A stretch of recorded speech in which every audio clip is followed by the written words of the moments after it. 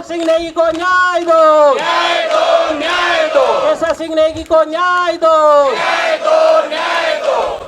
आवाज दो, एक है, आवाज दो, एक है, लड़ेंगे, जीतेंगे, लड़ेंगे, जीतेंगे। आज हम सब लोग यहाँ पर, जैसे कि आप सबको मालूम है कि मालवीय नगर अग्निकांड में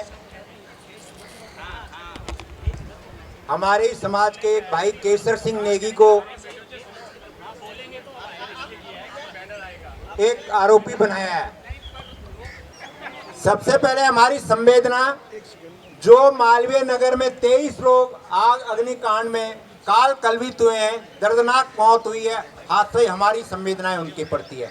और सबसे पहले हम लोग उनको श्रद्धांजलि देते हैं। सभी लोग 2 मिनट का मौन रखेंगे खड़े होकर के उनको श्रद्धांजलि दे, जो इस जघन्य अग्निकांड में अकाल मृत्यु को प्राप्त हुए। और अभी जसपाल राणा, हमारा जो महान शूटर परसों दिवंगत हुए हैं, जसपाल राणा को भी हम लोकमंच का बहुत कर्मठ सदस्य थे, उनको भी हम इस मंच से श्रद्धांजलि देते हैं, जंतर मंतर के इस मंच से। सभी लोग जो मालवीय नगर में या दिल्ली के विभिन्न अग्निकांडों में जिनके अकाल मृत्यु हुई है, उन सबको हम श्रद्धांजलि देते हैं। हम उनके परिवार के साथ हैं, हम उनके साथ हैं, हम उनके दर्द के साथ हैं, हम उनके साथ संवेदनशील तौर के हम उनके साथ में न्याय चाहते हैं। वही न्याय मांगने के लिए हम आज सब यहाँ पर शांतिपूर्ण ढंग से जुटे हुए हैं। हमारी मांग यही है कि जो बेमौत मारे गए हैं उनको भी न्याय हो, और जो बेकसूर फंसाए गए हैं उनको भी न्याय हो। बस सब 1 मिनट का मौन रखेंगे और उसके बाद फिर हम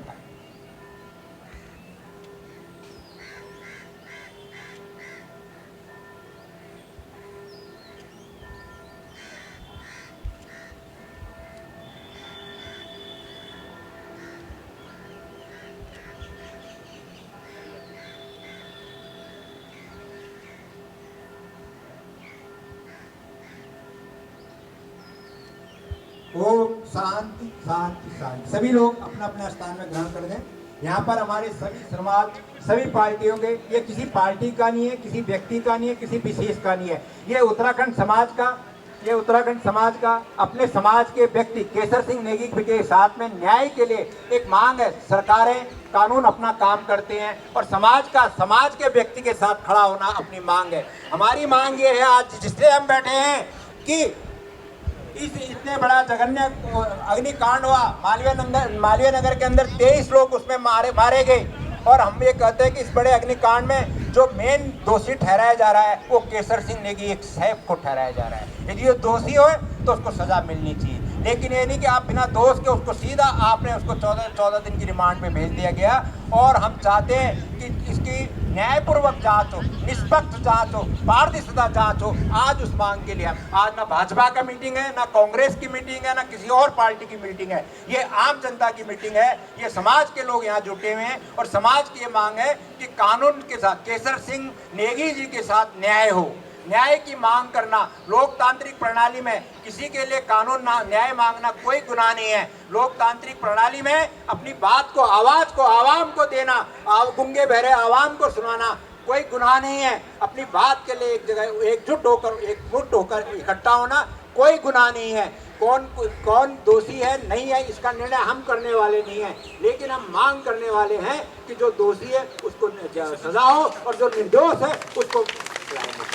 तो आज की शुरुआत मैं अपने एक्टिविस्ट चारू तिवारी भाई से कहूँगा कि गीत के साथ में शुरुआत करें इस कार्यक्रम के। चारू तिवारी जी हमारे बीच है। लड़ना है भाई ये तो लंबी लड़ाई है, लड़ना है भाई ये तो लंबी लड़ाई है। सब लोग आइए। जीतने के वास्ते मसाल तो जलाई है, जीतने के वास्ते मसाल तो जलाई है। आप सब लोग आइए ना। लड़ना है भाई ये तो लंबी लड़ाई है, लड़ना है बेड़ा ये तो लंबी लड़ाई है। क्या हुआ जो कुर्सियां बेजान संसद मौन है, क्या हुआ जो कुर्सियां बेजान संसद मौन है। वक्त ही बताएगा इन्हें कि हम कौन हैं, वक्त ही बताएगा इन्हें कि हम कौन हैं। गोली भी इन्हीं की है जो सीने पे खाई है, गोली भी इन्हीं की है जो सीने पे खाई है, गोली भी इन्हीं की है जो सीने पे खाई है। लड़ना है बेड़ा ये तो लंबी लड़ाई है, लड़ना है बहना ये तो लंबी लड़ाई है। जीतने के वास्ते मसाल तो जलाई है, जीतने के वास्ते मसाल तो जलाई है। चोर आकर बेधड़क हिमालय लूटते रहे, चोर आकर बेधड़क हिमालय लूटते रहे। चोर आकर बेधड़क हिमालय लूटते रहे। चोर आकर बेधड़क हिमालय लूटते रहे। बूढ़े असहाय गांव पीछे छूटते रहे, बूढ़े असहाय गांव पीछे छूटते रहे। बूढ़े असहाय गांव पीछे छूटते रहे। बूढ़े असहाय गांव पीछे छूटते रहे। चोरों को ललकारने की हिम्मत तो जुटाई है, चोरों को ललकारने की हिम्मत तो जुटाई है। चोरों को ललकारने की हिम्मत तो जुटाई है। चोरों को ललकारने की हिम्मत तो जुटाई है। लड़ना है बेड़ा ये तो लंबी लड़ाई है, लड़ना है बहना ये तो लंबी लड़ाई है। जीतने के वास्ते मसाल तो जलाई है, जीतने के वास्ते मशाल तो जलाई है। रामपुर तिराहे का हिसाब अभी क्या लिया, रामपुर तिराहे का हिसाब अभी क्या लिया, रामपुर तिराहे का हिसाब अभी क्या लिया। रामपुर तिराहे का हिसाब अभी क्या लिया। मांगे अपमान का जवाब अभी क्या दिया, आगे अपमान का जवाब अभी क्या दिया, मांगे अपमान का जवाब अभी क्या दिया। आगे अपमान का जवाब अभी क्या दिया। गोली भी उन्हीं की है जो सीने पे खाई है, गोली भी उन्हीं की है जो सीने पे खाई है। लड़ना है भाई ये तो लंबी लड़ाई है, लड़ना है भाई ये तो लंबी लड़ाई है। जीतने के वास्ते मसाल तो जलाई है। जीतने के वास्ते मशाल तो जलाई है। केसर सिंह नेगी को न्याय दो, न्याय दो, न्याय दो, केसर सिंह नेगी को न्याय दो, न्याय दो, न्याय दो। आवाज दो, एक है, आवाज दो, एक है। लड़ेंगे, जीतेंगे, लड़ेंगे, जीतेंगे। एक तदुकनी लगा उड़ेक मुनन भी न टेक। जता एक दिन तो आलू दिन यदुनी में। ओ जता एक दिन तो आलू दिन यदुनी में। ततुकनी लगाऊ देख धुनन मुनाई न टेक, तदुकनी लगा उड़ेक धुनन मुनई निटेक। जता एक दिन तो आलो वो दिन यदुनी में, ओ जता एक दिन तो आलो दिन यदुनी में। ओ चाहे तुम नहीं ले सको, चाहे हम नहीं ले सको, चाहे तुम नहीं ले सको, चाहे हम नहीं ले सको। ओ जता कोई ना कोई तो ला लो वो दिन यदुनी में, ओ जता कोई ना कोई तो ला लो वो दिन यदुनी में। ओ ततुकनी लगाऊ देख धुनन मुनाई न टेक, ततुकनी लगाओ देख धुनन मुनाई निटेक। जता एक दिन तो आलो वो दिन यदुनी में, ओ जता एक दिन तो आलो वो दिन यदुनी में। ओ जदिन चोरनी भगा लो के जोरनी चलो लो जदिन चोरनी भगा जदिन चोरनी चलो। ओ जदिन चोरनी भगा लो के जोरनी चलो लो जदिन चोरनी भगा हो जाता एक दिन तो आलो दिन यदुनी में, हो जाता एक दिन तो आलो दिन यदुनी में। चाहे आमनी ले सको चाहे तुम नहीं ले सको, चाहे हम नहीं ले सको चाहे तुम नहीं ले सको, ओ चाहे आमनी ले सको चाहे तुम नहीं ले सको, चाहे आमनी ले सको चाहे तुम नहीं ले सको। हो जाता कोई न तो लाला वो दिन यदुनी में, हो जाता नन दिन तो लाला वो दिन यदुनी में। वो ततुक नी लगा उड़े गुनन मुनाई न टेक, ततुक नी लगा उड़े गुनन मुनाई न टेक। जता एक दिन तो आलो दिन यदुनी में, हो जाता कभी न कभी तो आलो दिन यदुनी में। ओ जदिन नान ठुलानी होलो जदिन कर म्यारानी होलो, जदिन नान ठुलानी होलो जदिन कर म्यारानी होलो, जदिन नान ठुलानी होलो जदिन कर म्यारानी होलो, जदिन नान ठुलानी होलो जदिन कर म्यारानी होलो। जता एक दिन तो आलो दिन यदुनी में, हो जाता कभी न कभी तो आलो वो दिन यदुनी में। धन्यवाद आप सभी लोग। आलो वो दिन यदुनी में, तो आलो वो दिन यदुनी में। जय उत्तराखंड, जय बद्री विशाल। साथियों, बहुत ही दुर्भाग्यपूर्ण विषय पर हम यहाँ इकट्ठे हुए हैं। बहुत ही जिसको कहते हैं कि देश के लिए, प्रदेश के लिए, दिल्ली के लिए, उत्तराखंड के लिए गहन चिंतन का विषय है। एक पहाड़ी को फंसाया गया, लेकिन मैं तो ये भाई लोग जो अभी कहकर गए हैं, सारा डाटा आपको देकर गए हैं, क्या हुआ कैसे हुआ, वो हम सब लोग अभी तक सोशल मीडिया पर देख रहे थे और आप लोगों के द्वारा कुछ और अभी इनपुट हमें प्राप्त हुई है। तो मैं तो इससे भी बढ़कर एक और चीज़ कहूँगी कि ये जो हमारे 26 लोग इस हादसे में दिवंगत हुए हैं, अगर इस होटल में नॉर्म्स को फॉलो किया होता तो आज हम इस विषय पर यहाँ चर्चा करने नहीं आए होते।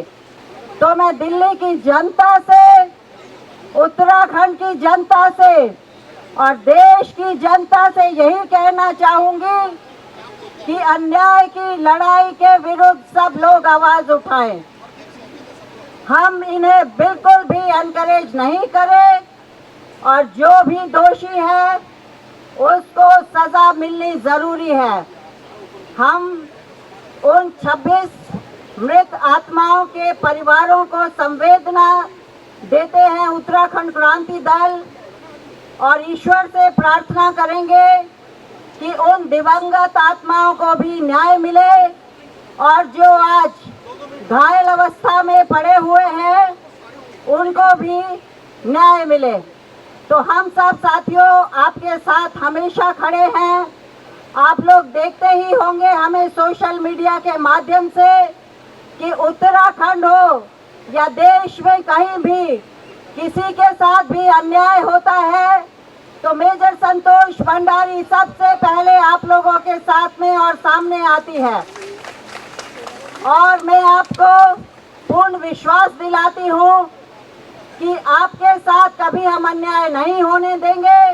तो साथियों, इसी प्रकार से अपनी एकता बनाए रखें और हर भाई के साथ, हर बहन के साथ में आप लोगों का सहयोग हम हमेशा चाहेंगे। बहुत बहुत धन्यवाद। ईश्वर आप सबको खुश रखे, सकुशल रखे। बहुत बहुत धन्यवाद। आज जब यहाँ मैं आप लोगों के बीच में हूँ तो जितने न्याय की बात आप लोग कर रहे हैं उतनी ही न्याय की बात आज मैं भी यहाँ करूँगी और अपनी बात की शुरुआत करूँगी कि किसी भी बेगुनाह को प्रशासन किसी भी वजह से उसे गिल्टी ना ठहराए और जो गुनाहगार है वो बख्शे न जाए, फिर चाहे कोई भी इसमें शामिल हो। निष्पक्ष जांच होनी चाहिए और इस जांच की मांग आप लोगों के साथ साथ मैं भी करती हूँ और यहाँ पे एक पत्रकार के तौर पर नहीं, एक जागरूक नागरिक के तौर पर, एक इंसान के तौर पर मैं यहाँ पर खड़ी हूँ, जिसने अपनी आंखों से देखा उस दिन का मंजर। शायद मैं अपने करियर में जब तक मैं जीऊंगी उसको नहीं भुला पाऊंगी, जब 8:30 बजे एक बतौर पत्रकार और एक लोकल निवासी के तौर पर मैं पहुंचती हूँ, चारों तरफ शोर शराबा, अफरा तफरी सुनती हूँ, लोगों की चीखें सुनती हूँ, मदद की गुहार सुनती हूँ और देखती हूँ कि मदद के तौर पर वहाँ कोई नहीं है, सिर्फ और सिर्फ लोकल स्थानीय लोग हैं। एक पल को वहाँ पर कवर करती हूँ और जानने और समझने की कोशिश करती हूँ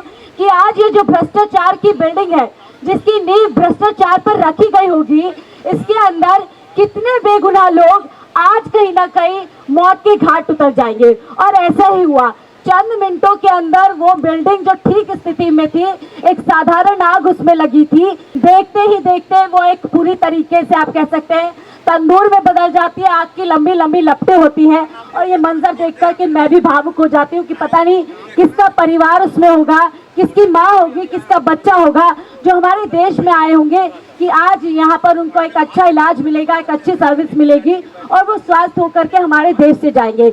लेकिन ये घटना न केवल हमारे देश को शर्मसार करती है, बल्कि इंटरनेशनली हमारे देश का एक कहीं ना कहीं हमारे देश की साख पे एक बात लगाती है कि कैसे विदेशी मेहमानों को भ्रष्टाचार के चलते एक ऐसे होटल में रखा गया जहां पर सुरक्षा के तमाम नियमों को ताक पे रखा गया। नेगी सर के हाथ का बना खाना मैंने भी वहां से ऑर्डर किया है, खाया है। नेगी सर जिनको मैं पर्सनली जानती थी क्योंकि वो शेफ थे, एक दो बार मेरी मुलाकात हुई, बहुत ही स्वीट से अंकल लगे, बहुत ही सरल और बहुत ही अच्छा उनका मुझे नेचर लगा, जिस तरीके से वो खाना देते थे और बात भी होती थी और मैंने कुछ एक्स्ट्रा इंस्ट्रक्शन देती थी, वो बहुत अच्छे से सुनते थे। तो क्योंकि मैं जानती थी, जब देखती हूँ कि वहाँ पे घटना थोड़ी अब शांत सी हो गई है, रेस्क्यू ऑपरेशन चल रहा है, मेरी नज़र पड़ती है कोने पे होटल पे एकदम जिस तरह हम लोग परेशान थे, हम लोग हताश थे, वो भी वहाँ पर बैठे हुए थे।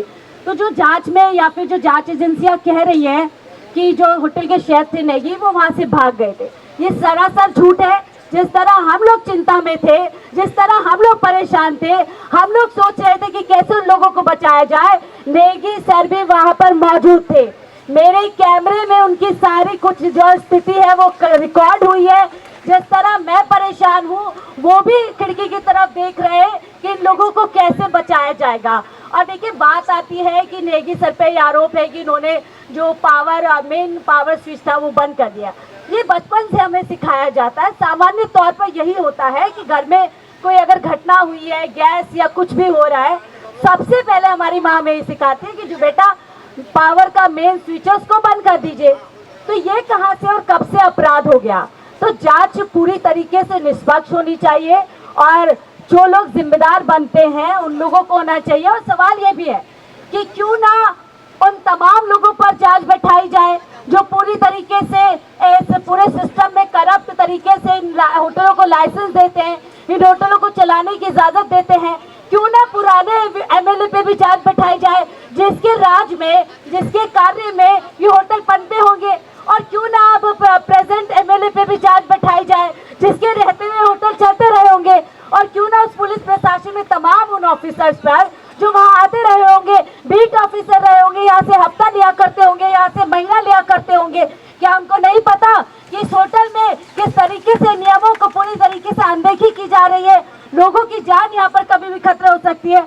तो शायद बहुत देर हो गई और अब अक्सर यही होता है कि जब भी कोई घटना होती है तो बलि का बकरा ढूंढा जाता है, आसान टारगेट ढूंढा जाता है। और इस मुद्दे में भी यही देखा जा रहा है, इस घटना में भी ये देखा जा रहा है। तो आप सबके साथ, मैं भी आपके साथ हूँ, जहां पर भी जब भी जरूरत पड़ेगी इस पूरे मामले में, इस पूरे मुद्दे पर मैं आप लोगों के साथ खड़ी हूँ। अगर सुप्रीम कोर्ट में भी अगर आप लोगों को चाहिए कि शाहीन आकर के वहां पर अपनी गवाही दे, शाहीन बताए कि कैसे नेगी सर भी वहां पर मौजूद थे, मैं आप लोगों के साथ हूँ। जब भी आप बुलाएंगे मैं आप लोगों के बीच में होंगी। बहुत बहुत धन्यवाद। और चलते चलते बस एक यही कहूंगी कि जो भी लोग इस घटना में जिस भी परिवार के लोगों ने जिनको भी खोया है, हमारी संवेदनाएं उनके साथ है। और जिन लोगों ने भी वहां पर रेस्क्यू ऑपरेशन किया था, स्थानीय लोगों ने, जिसमें खुद का मेरा भाई और सब कुछ वहां पर हम लोग भी थे, हमने रेस्क्यू ऑपरेशन किया, उन सबका बहुत बहुत शुक्रिया। भारत माता की, हम हर वक्त भारत माता की जय कहते हैं, हमारे अंदर से आवाज उठती है। तो आज ये निष्पक्ष जांच के लिए भी हम पूर्ण रूप से हमें विश्वास है कि हमारे केसर सिंह नेगी जी को पूर्ण न्याय मिलेगा और निश्चित उन्हें न्याय मिलेगा। आज हमारा उत्तराखंड समाज यहाँ पे पूरी तरह से एकत्रित है और निश्चित ही केसर सिंह नेगी जी के परिवार वाले सोच रहे होंगे कि किस समाज के मध्य हम जन्मे हैं। ये गौरव का विषय है कि हम उत्तराखंडी अपनों के दर्द को समझते हैं। बहुत दुखद घटना 23 लोगों की जिस तरह से अग्निकांड में मृत्यु हुई। मैं खटीमा में थी और उत्तराखंड एकता मंच का एक 5वीं अनुसूची की मांग को लेकर के हम इस मांग को लेकर मुखर करते हुए खटीमा की यात्रा में निकले हुए थे। ये सुना देखा, ये खबर मुझे सबसे पहले आदरणीय रमेश भट्ट जी के चैनल के माध्यम से प्राप्त हुई और मन बहुत व्यथित हुआ, बहुत ज़्यादा कष्ट हुआ। मैंने आदरणीय नरेंद्र मनराल जी को फ़ोन किया तुरंत कि भाई साहब, अपने व्यक्ति जो कि हमारे लोग इतने निष्पक्ष, इतने भोले भाले होते हैं, आप तुरंत कहीं भी इनके विषय को रखिए।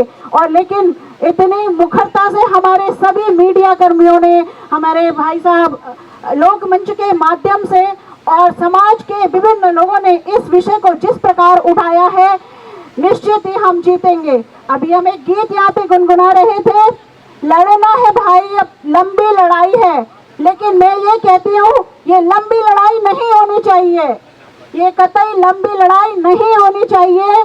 जब तक उनको न्याय नहीं मिलता, हमें यूं ही इकट्ठा होकर अपनी आवाज को बुलंद करते रहना चाहिए। जय उत्तराखंड।